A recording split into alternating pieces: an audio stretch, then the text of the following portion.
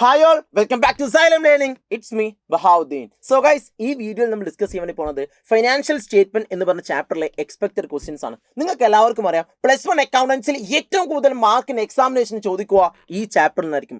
അങ്ങനെയാണെങ്കിൽ ഈ ചാപ്റ്ററിലെ ഏറ്റവും ഇമ്പോർട്ടൻ്റ് ആയ ക്വസ്റ്റ്യൻസ് ഏതൊക്കെയാണെന്ന് നോക്കിയാലോ?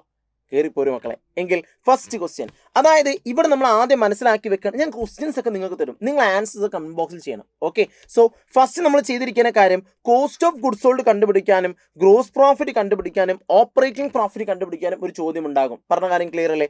ഇത് നമുക്ക് 3 മാർക്കിനോ 4 മാർക്കിനോ ആയിരിക്കും ഈ ഒരു ഏരിയയിൽ നിന്ന് ക്വസ്റ്റ്യൻ ഉണ്ടാവുക. പറഞ്ഞ കാര്യം ക്ലിയർ അല്ലേ? സോ ചില ക്വസ്റ്റ്യൻസ് ചില ക്വസ്റ്റ്യൻസിൽ എന്തായിരിക്കും കോസ്റ്റ് ഓഫ് ഗുഡ്സ് സോൾഡ് മാത്രമേ കണ്ടുപിടിക്കാൻ പറയത്തുള്ളൂ. ചില സിറ്റുവേഷൻസിൽ ഗ്രോസ് പ്രോഫിറ്റ് കണ്ടുപിടിക്കാനായിരിക്കും പറയാം. ചില സിറ്റുവേഷൻസിൽ ഓപ്പറേറ്റിംഗ് പ്രോഫിറ്റ് കണ്ടുപിടിക്കാൻ വേണ്ടി പറയും. പറഞ്ഞ കാര്യം ക്ലിയർ അല്ലേ? സോ ഈ 3ഉം കണ്ടുപിടിക്കാനുള്ള ഇക്വേഷൻസ്, ഐ റിപ്പീറ്റ് ഇക്വേഷൻസ്, എന്ത് ചെയ്തിരിക്കണം?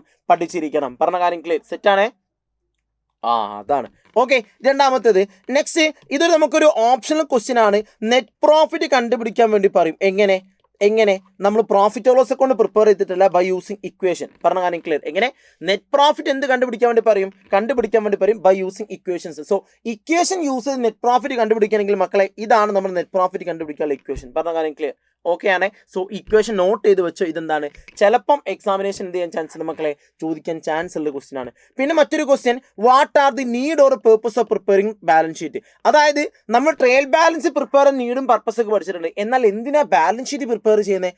ബാലൻസ് ഷീറ്റ് പ്രിപ്പയർ ചെയ്യുന്ന പേർപ്പസ് എന്താ? പറഞ്ഞ കാര്യം ക്ലിയർ അല്ലേ? അല്ലെങ്കിൽ ബാലൻസ് ഷീറ്റ് പ്രിപ്പയർ നീഡ് എന്താണ്? പറഞ്ഞ കാര്യം ക്ലിയർ അല്ലേ? ഈ ഒരു സംഭവം നിർബന്ധമായിട്ടും പഠിച്ചു വെക്കാം. പറഞ്ഞ കാര്യം ക്ലിയർ അല്ലേ? ആകെ 4 സിമ്പിൾ പോയിന്റ്സ് മാത്രമേ ഉള്ളൂ. അത് ജസ്റ്റ് ഒന്ന് വായിച്ചു നോക്കിയാൽ മതി. ക്ലിയർ? Okay, set. അടുത്ത ക്വസ്റ്റ്യൻ, ഞാൻ പറയേണ്ട ആവശ്യമില്ല. Trading and profit or loss account balance sheet prepare ചെയ്യാനുള്ള ക്വസ്റ്റ്യൻ ആണ്. ഒന്നെങ്കിൽ 6 മാർക്കിന് അല്ലെങ്കിൽ 8 മാർക്കിന്. ഓക്കെ, അതായത് AFSന്റെ കുട്ടികൾക്കാണെങ്കിൽ 8 മാർക്കിനും കമ്പ്യൂട്ടറൈസ്ഡ് അക്കൗണ്ടിങ്ങിന്റെ കുട്ടികൾക്കാണെങ്കിൽ 6 മാർക്കിനും 100% മക്കളെ, അതിൽ വേറെ ചോയ്സ് ഒന്നുമില്ല.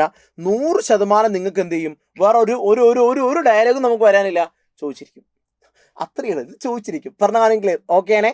സെറ്റ്. ഇനി അടുത്ത ക്വസ്റ്റ്യനിലേക്ക് പോവാണെങ്കിൽ നെക്സ്റ്റ്, ഓരോ അഡ്ജസ്റ്റ്മെന്റ്സും സെപ്പറേറ്റ് ചെയ്ത് ചോദിക്കും എന്നുള്ളതാണ്. അപ്പോൾ മക്കളെ, അഡ്ജസ്റ്റ്മെന്റ്സ് പഠിക്കുമ്പോൾ നിങ്ങൾ പഠിച്ചിരിക്കേണ്ട കാര്യം, ഒന്ന്, എന്താണ് അഡ്ജസ്റ്റ്മെന്റ് എന്ന് പഠിച്ചിരിക്കണം, അല്ലെങ്കിൽ അഡ്ജസ്റ്റ്മെന്റ് ഡെഫിനിഷൻ എന്താണെന്ന് പഠിച്ചിരിക്കണം. പറഞ്ഞ കാര്യം ക്ലിയർ അല്ലേ?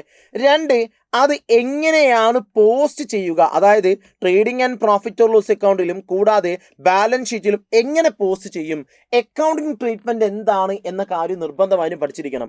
3ാമതായിട്ട് പഠിച്ചിരിക്കേണ്ടത് നിങ്ങൾ അതിന്റെ ജേർണൽ എൻട്രി ആണ് പഠിച്ചിരിക്കേണ്ടത്. പറഞ്ഞ കാര്യം ക്ലിയർ അല്ലേ? സോ ആദ്യം പഠിച്ചിരിക്കേണ്ടത് എന്താണ് ഡെഫിനിഷൻ എന്താണ്? ക്ലിയർ? ആ ഒരു എന്താ പറയുക, അഡ്ജസ്റ്റ്മെന്റ് ഡെഫിനിഷൻ എന്താണ് എന്ന കാര്യം പഠിച്ചിരിക്കണം.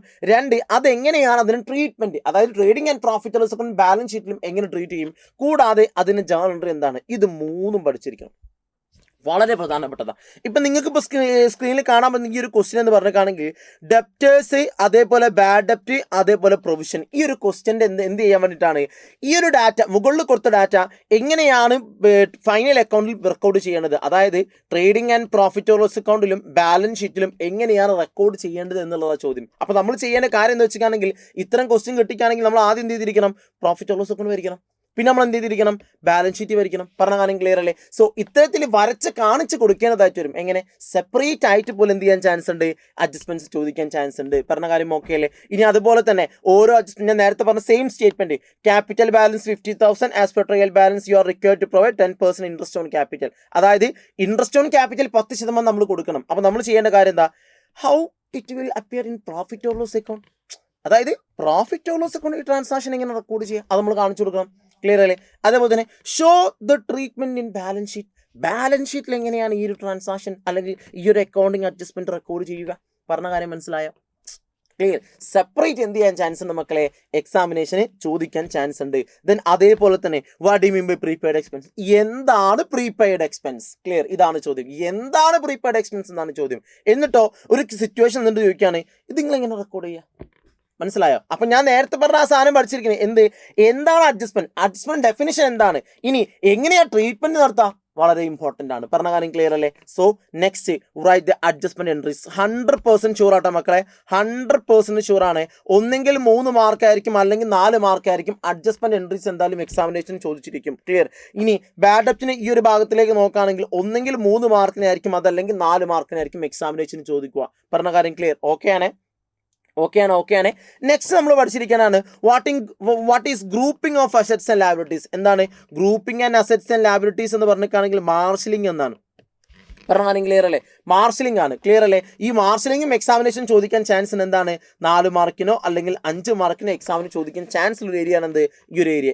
What is grouping of assets and liabilities എന്ന് പറഞ്ഞാൽ ക്ലിയർ. അപ്പോൾ എന്താണ് മാർഷലിംഗ് എന്ന് പഠിച്ചിരിക്കണം. മാർഷലിംഗിന് ഡെഫിനിഷനും പഠിച്ചിരിക്കണം. അതേപോലെ മാർഷലിംഗ് 2 രൂപത്തിലാണത്. ഒന്ന് ലിക്വിഡിറ്റിന്റെ ബേസിൽ മാർഷലിംഗ് നടത്തും. 2 പെർമനൻസിന്റെ ബേസിൽ എന്തുണ്ടാവും? മാർഷലിംഗ് നടത്താറുണ്ട്. പറഞ്ഞ കാര്യം ക്ലിയർ. അങ്ങനെയാണെങ്കിൽ ലിക്വിഡിറ്റിന്റെ ബേസിലും പെർമനൻസിന്റെ ബേസിലും ഒരു ബാലൻസ് ഷീറ്റ് ക്രിയേറ്റ് ചെയ്യാൻ പഠിക്കണം. കാരണം ഇതേപോലെ ക്വസ്റ്റ്യൻ ചോദിക്കും. ബി ക്വസ്റ്റ്യൻ വായിച്ചേ. അറേഞ്ച് ബാലൻസ് ഷീറ്റ് ഐറ്റംസ് വിത്ത് ഇമാജിനറി ഡീറ്റെയിൽസ്. നമുക്ക് ഇഷ്ടമുള്ള ഡീറ്റെയിൽസ് കൊടുക്കാം. ക്ലിയർ അല്ലേ? ഇൻ ദ ഓർഡർ ഓഫ് ലിക്വിഡിറ്റിന്റെ ബേസിലെ ഒരു ബാലൻസ് ഷീറ്റ് വരയ്ക്കാനാണ് പറഞ്ഞത്. എങ്ങനെ? നിങ്ങൾക്ക് ഇഷ്ടമുള്ള വാല്യൂ കൊടുത്തോ, നിങ്ങൾക്ക് ഇഷ്ടമുള്ള ഡീറ്റെയിൽസ് കൊടുത്താൽ മതി. പറഞ്ഞ കാര്യം ക്ലിയർ ആണോ? സോ എന്ത് ചെയ്യുക? ഈ 2 രൂപത്തിലും എന്ത് പഠിച്ചിരിക്കുക?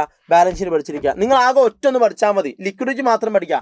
ലിക്വിഡിറ്റി നേരെ ഓപ്പോസിറ്റ് പെർമനൻസ്, നേരെ ഓപ്പോസിറ്റ്, പക്ക ഓപ്പോസിറ്റ്. ക്ലിയർ അല്ലേ? സോ ലിക്വിഡിറ്റി മാത്രം വൃത്തിക്ക് പഠിക്കുക. നേരെ ഓപ്പോസിറ്റിലേക്ക് പെർമനൻസിന്റെ കേസിലേക്ക് വരാം. പറഞ്ഞ കാര്യം ക്ലിയർ? സെറ്റ് അല്ലേ? സോ ഇത്രയും ക്വസ്റ്റ്യൻസ് ആണ് മക്കൾ നമുക്ക് എവിടെ നിന്ന് എക്സ്പെക്ട് ചെയ്യാൻ പറ്റുക? ഫൈനാൻഷ്യൽ സ്റ്റേറ്റ്മെന്റ്സ് എന്ന് പറഞ്ഞ ചാപ്റ്ററിൽ നിന്ന് എക്സ്പെക്ട് ചെയ്യാൻ വേണ്ടി പറ്റുക. ഇനി മറ്റൊരു കാര്യം കൂടി എനിക്ക് നിങ്ങളോട് പറയാൻ എന്താണെന്ന് വെച്ചിട്ടാണെങ്കിൽ ഈ ഒരു ഏരിയയിൽ നിന്ന് 1 വേർഡിനും കുറച്ച് ക്വസ്റ്റ്യൻ ചോദിക്കാൻ ചാൻസ് ഉണ്ട്. പറഞ്ഞ കാര്യം ക്ലിയർ അല്ലേ? ഇപ്പോൾ സപ്പോസ് എക്സാമ്പിൾ നോക്കുകയാണ്. ഇപ്പോൾ ക്ലോസിംഗ് സ്റ്റോക്ക് ട്രയൽ ബാലൻസിൽ മാത്രം വന്നാൽ എവിടെയാ റെക്കോർഡ് ചെയ്യാം? എവിടെ റെക്കോർഡ് ചെയ്യാം? അതാണ് ബാലൻസ് ഷീറ്റിന്റെ അസറ്റ് സൈഡിലേക്കും റെക്കോർഡ് ചെയ്യുക കേട്ടോ. ക്ലിയർ? ഇത്തരത്തിൽ ഓരോരോ അഡ്ജസ്റ്റ്മെന്റ്സ്. ഇപ്പൊ എക്സാമ്പിൾ ഔട്ട്സ്റ്റാൻഡിങ് എക്സ്പെൻസ് എവിടെ വന്നിട്ടുണ്ട്? നമ്മുടെ ട്രയൽ ബാലൻസിൽ വന്നു. എവിടെ റെക്കോർഡ് ചെയ്യും? ഔട്ട്സ്റ്റാൻഡിങ് എന്ന് പറഞ്ഞ ലയബിലിറ്റി. ആ ബാലൻസ് ഷീറ്റിന്റെ ലയബിലിറ്റിയിലേക്ക് റെക്കോർഡ് ചെയ്യാം. ക്ലിയർ? സോ ഇത്തരത്തിൽ ഓരോ ഐറ്റംസും ട്രയൽ ബാലൻസിൽ വന്നാൽ എവിടെ റെക്കോർഡ് ചെയ്യും എന്ന കാര്യം എന്ത് ചെയ്യാൻ ചാൻസ് ഉണ്ട് മക്കളെ?